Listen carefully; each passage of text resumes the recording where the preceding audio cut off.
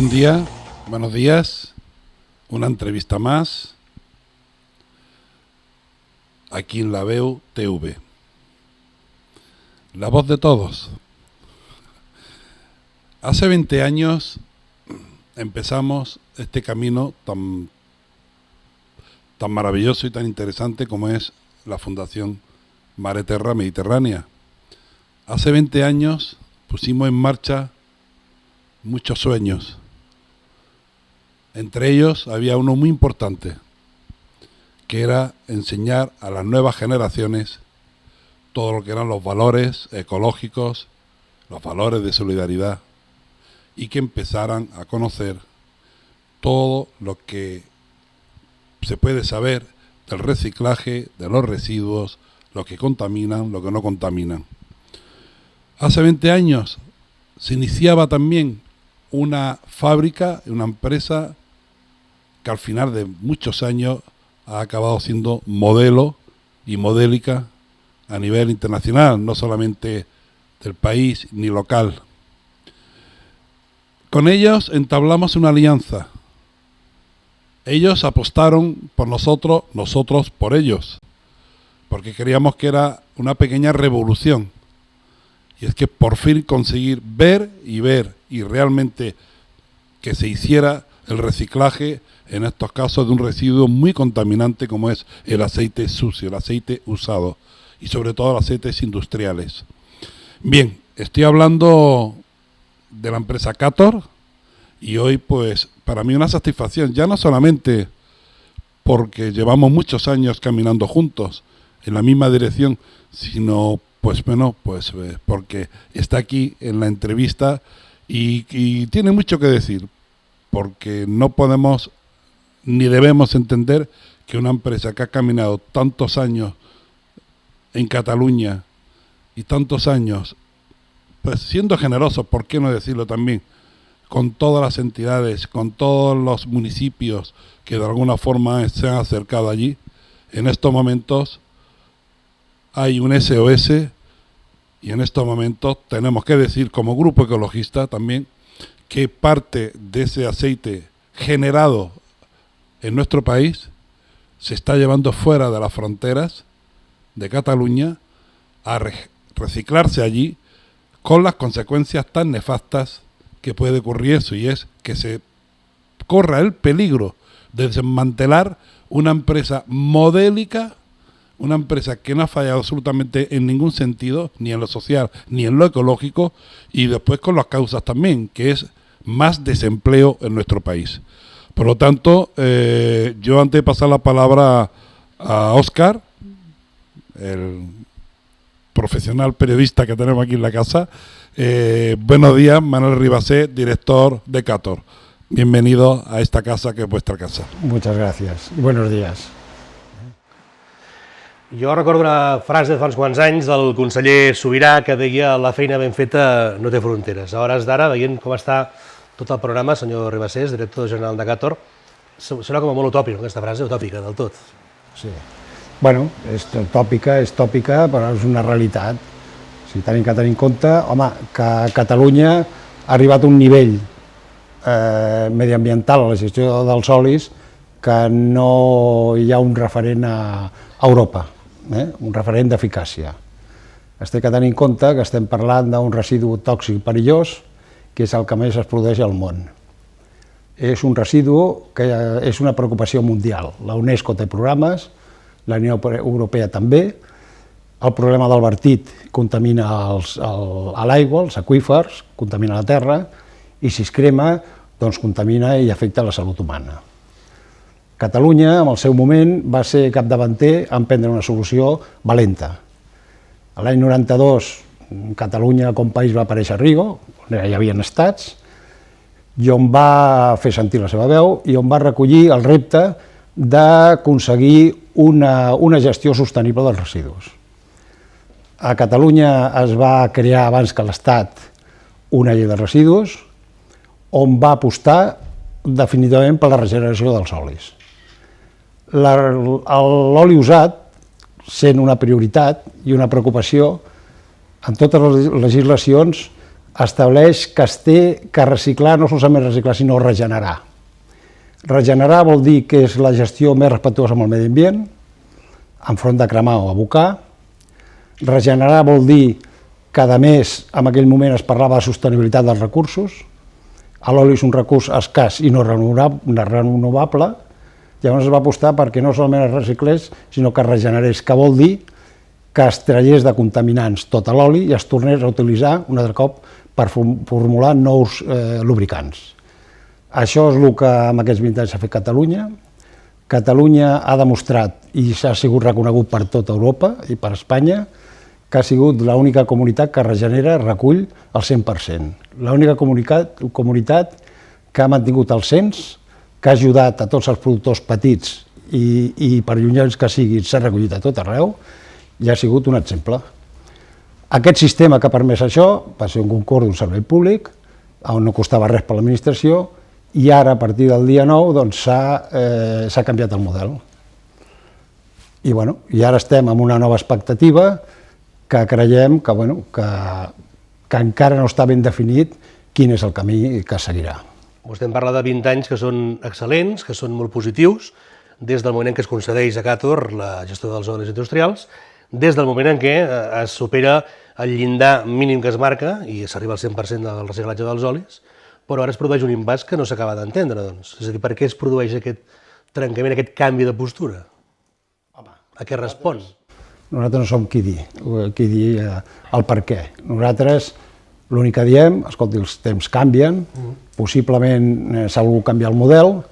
Nosaltres el que entenem és que, home, que en aquests moments que es parla del dret a decidir, els governs anteriors havien apostat pel dret a decidir que Catalunya, davant d'Espanya, tragués una llei de residus, que apostés per la regeneració.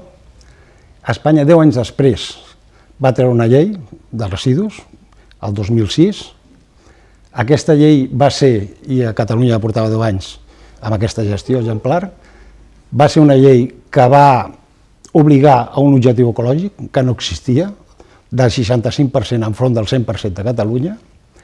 Va ser una llei que va sortir per requeriment de la Unió Europea. La Unió Europea va dir a Espanya que què passava amb els olis. Els olis es tenien que regenerar i Espanya no ho estava fent. I nosaltres vam col·laborar amb la formació d'aquesta llei. I què passa? Doncs que ara a la resta de l'Estat l'objectiu és regenerar el 65% i a Catalunya el 100%. A Catalunya s'ha complert aquest objectiu del 100% gràcies a la col·laboració de tots, d'ajuntaments, d'indústria, de federacions de tallers, de tothom. O sigui, ha sigut un èxit perquè els ajuntaments, quan obrien una indústria, s'adreçaven a Qatar perquè es donessin d'alta. Nosaltres vèiem si tenien o no i formava part d'una base de dades. Tot això sembla que ara s'ha canviat. Jo crec que d'una manera dona la impressió que s'ha fet d'una manera ràpida, dona la impressió que s'ha obert aquest meló i no s'ha clarificat com serà aquesta història. Bé, és veritat que la normativa existent existeix la mateixa, hi ha l'obligació de regenerar el 100%, tenim una planta que està autoritzada, a Catalunya, que té la capacitat de regenerar tot aquest residu.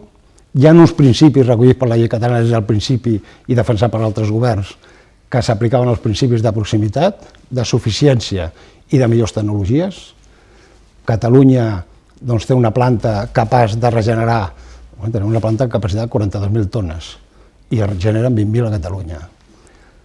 Per tant, és suficiència. Hi ha el principi de proximitat, és la planta que hi ha a Catalunya capaç de poder gestionar tots els olis i que no surtin descontroladament, i tenim la planta més avançada que hi ha a l'Estat, amb molta diferència. Amb aspectes mediambientals, amb aspectes d'emissió, amb aspectes de sostenibilitat, som l'única planta que reprofitem a l'aigua, nosaltres no vertim a l'aigua es tracta a la planta se'n genera una sèrie de processos perquè tots siguin productes, el que es produeixin, no es produeixin residus. O sigui, és una planta que les bases, perquè el tema de regeneració no es pot reciclar de qualsevol manera, regeneració exactament diu que es té que tornar a reutilitzar, amb especificacions per reutilitzar com lubricants. És l'única planta a Europa que va homologar les bases, que és l'oli que s'utilitza per formular, és l'única que aprova i que té les certificacions europees ACEAS, americanes APIS, tenim el distintiu, els nostres productes de qualitat ambiental de la Generalitat, o sigui, entenem que han fet una fita que ens agradaria que amb aquest canvi de model no es perdés. Sí, un canvi que no s'entén més en tant que si el model funciona i a més recicles més del que hauria de ser, no té cap lògica ni cap raó de ser que es canvi. Quines gestions han fet fins ara vostès per intentar aconseguir que es mantingui el servei a Catalunya, que no cal que surti fora per fer el reciclatge?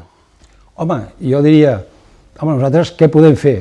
Escolti, el que podem fer és que la gent veu la gestió que s'ha fet.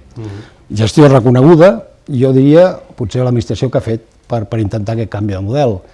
Tenim de dir que abans de canviar el model, abans de que s'acabés aquest servei públic, l'administració va demanar informació escrita a tots els sectors. Els sistemes integrats, que són els que paguen la gestió, a la Federació de Tallers, inclús al Ministeri, inclús va encarregar un estudi, una consultoria. Tothom va dir que era un moment complicat, que cada vegada s'utilitzava més l'oli per cremar i que era convenient que seguís el mateix sistema. Tothom. Sabent una mica la dificultat que hi ha i la facilitat de cremar aquest oli.